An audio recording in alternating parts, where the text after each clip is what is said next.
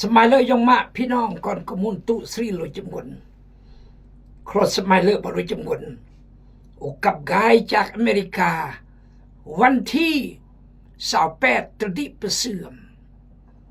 เดือน3 2025สกีเมื่อวันที่30เดือน3ปี2025ยอฮบกบาลรัฐอิลลินอยส์รัฐโอคลาโฮมาบุบพี่น้องลาวบุบพี่น้องมงยัดสิดะกางพี่น้องอเมริกันและพี่น้องกนมงและสิกางก่อนจำกึนเดพคริตคือวรรณลีและคำสีสุดยอดเลยพี่น้องเอ้ยบิบุบยอเหมือน10 ปีปลายบุบยอดอมเสมอประสบการณ์มากแนวและกุยความเจริญก้าวหน้าเด็กมูอีโดยเฉพาะยบมากางด็อกเตอร์หัดกับมูอีคริสเตียน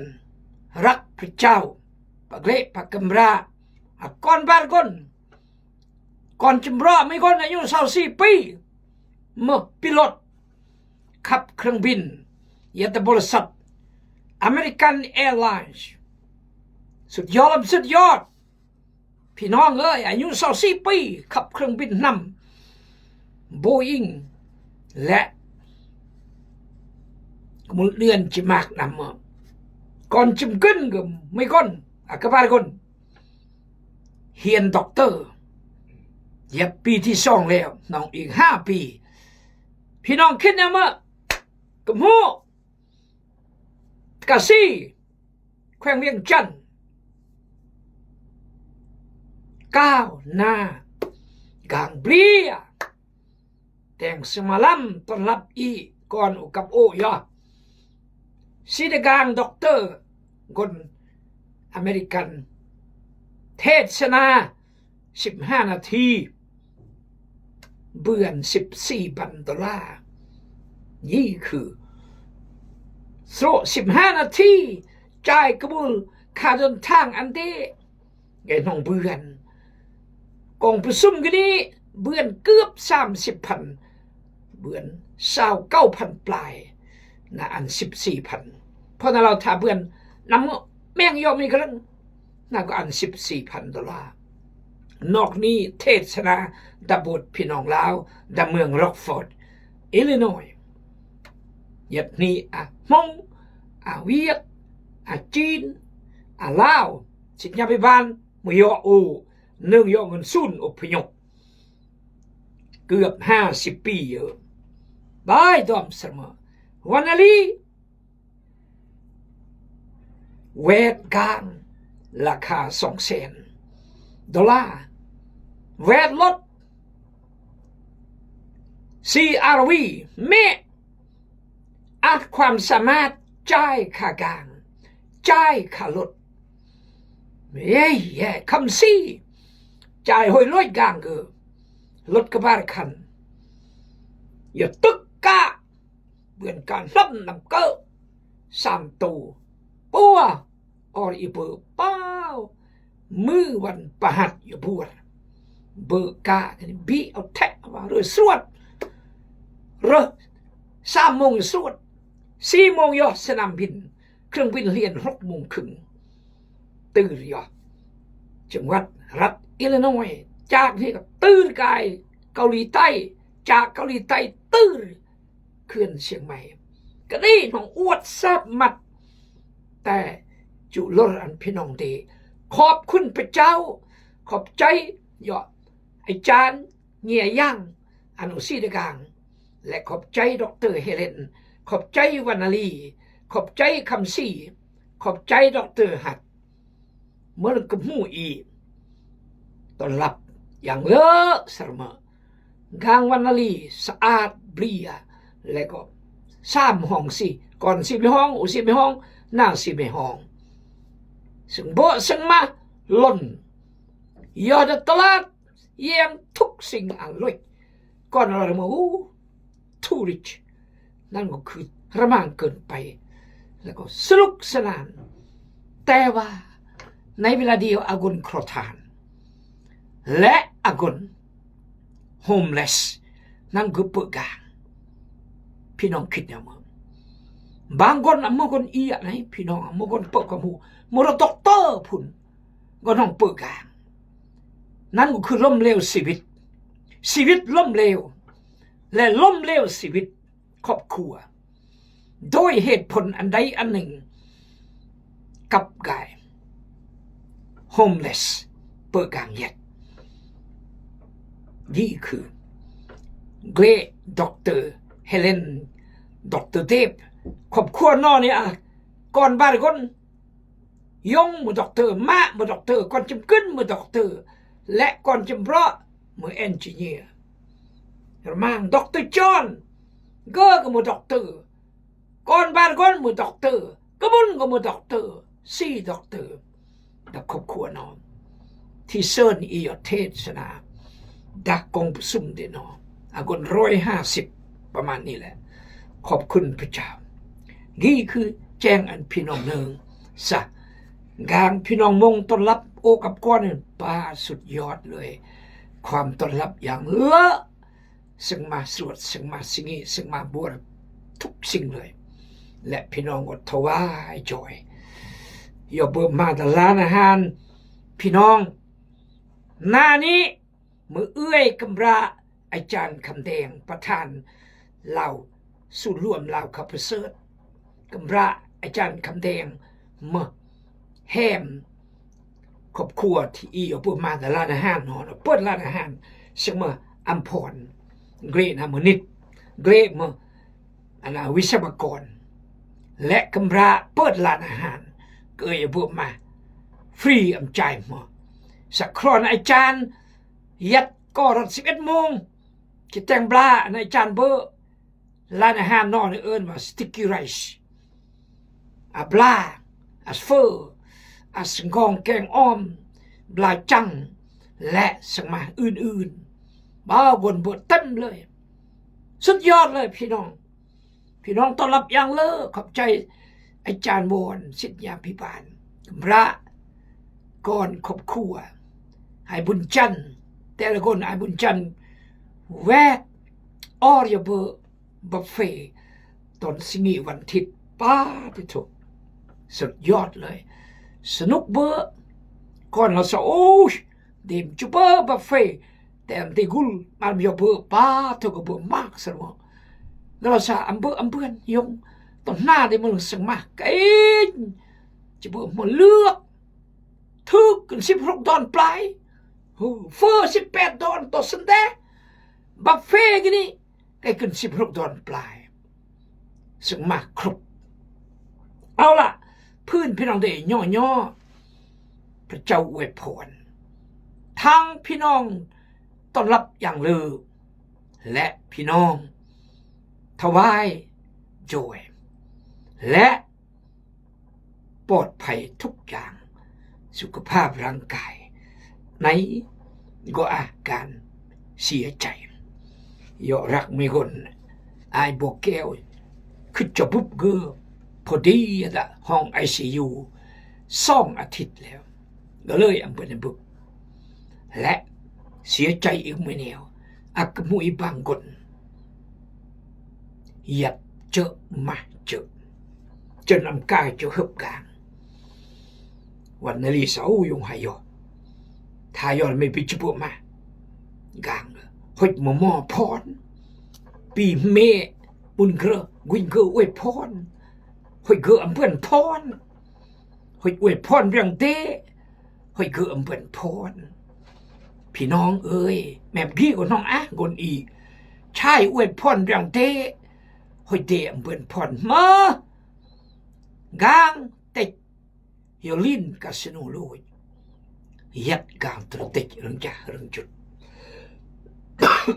โอมเราเสมอเมื่อละยัดดมขอโทษกับอมกัน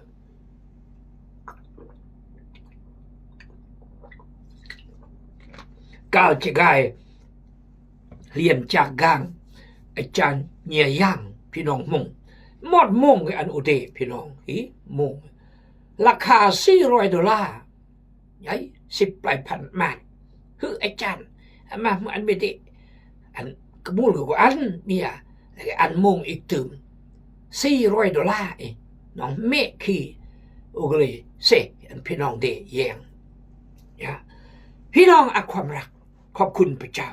อาโบอามาอาระมาความหู้ความรักเก่งกาสมาธิปะกมูปะมงแต่ก็บางคนมนุษย์เราเอาตัวบลอดเพราะลิ้นสังคมพวกโฮมเลสเปิดกางเปิดมือก็ย้อนสังคมและเอือกยาสรและยาพินบและเอือกบูจดรเดฟเกรดรเฮเลนแต่งเวียกกับคนโฮมเลสเป็นพันอย่าแต่เมืองก็ยัดนี่แจกซึ่งมารัฐบาลและองค์การและบูธแจกอันโนเบอร์แต่ละมือเฮ้ยอัมปิดอัมบีร์รัฐบาลอันอักมุเนื่อนก็โม่500-600ไหนเอาเวียดบูจเอือกไหนเอาแจกซึ่งบังกี่คือยัดอยู่อีเองจีสนดูจูรหรือจะเลิกเคลื่อนจีย่างย่อหรือเจ็ดไม่หมอนยัดอยู่อีจะสนดูจูรจียัดไม่หมอนหรือจีย่างย่อลงกาลยัดอยู่อีอำยัดอยู่เปลี่ยงอีกำหนดอนาคตได้อีกำหนดสตากรรมได้อีกำหนดรอยเจริญก้าวหน้าได้เปิ่มกุดเปิ่มกัดเปิ่มครางเปิ่มห้ามเองแต่จะแต่งหรือบ่พี่น้องอาจจะมาของเราเรื่อยๆเมื่อเราดึงเกิดโอ้เด้โอ้ถ้าโอมแต่งเบื่อนโอมเราเท่าเราเลยส่งแต่งเบื่อน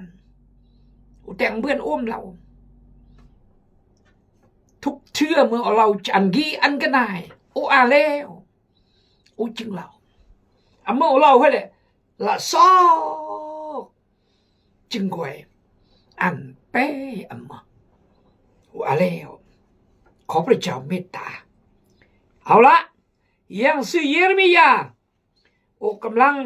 อ่านพระคำหนังสือเยเรมียาอุ้ยขักสมะยังเยเรมียาบท33แต่อุปทัพพระเยี่ยมสมะที่พระเจ้าเราอยู่อิสราเอลเราอยู่อีมันอยู่ในขณะที่ข้าพเจ้าอยู่ในคุกของบริเวณราชวังนั้นองค์พระผู้เป็นเจ้าได้บอกถ้อยคำของพระองค์ให้แก่ข้าพเจ้าอีกว่าองค์พระผู้เป็นเจ้าองค์ที่ได้สร้างแผ่นดินโลก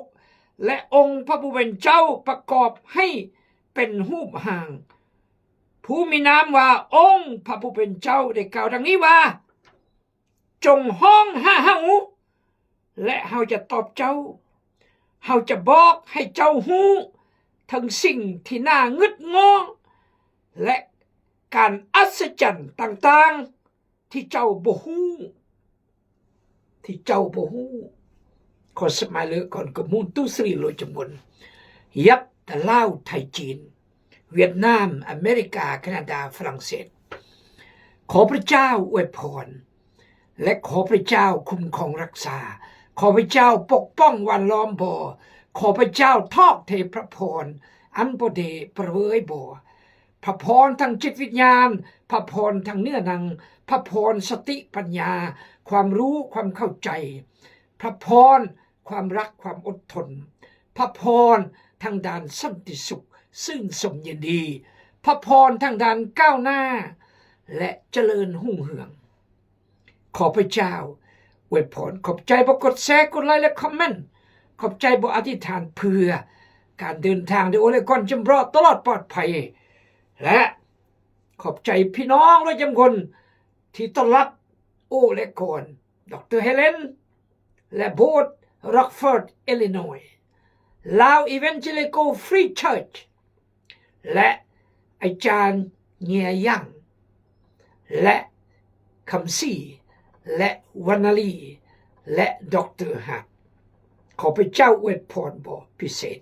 และทุกคนที่ยิบยื่นมีกมูลอันยโออุยแลกสิกี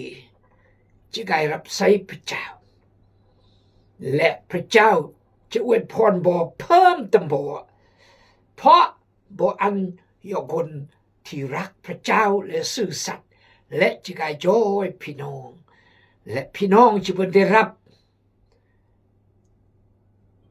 สิ่งใดสิ่งหนึ่งแล้วพระเจ้าได้ระวางกุย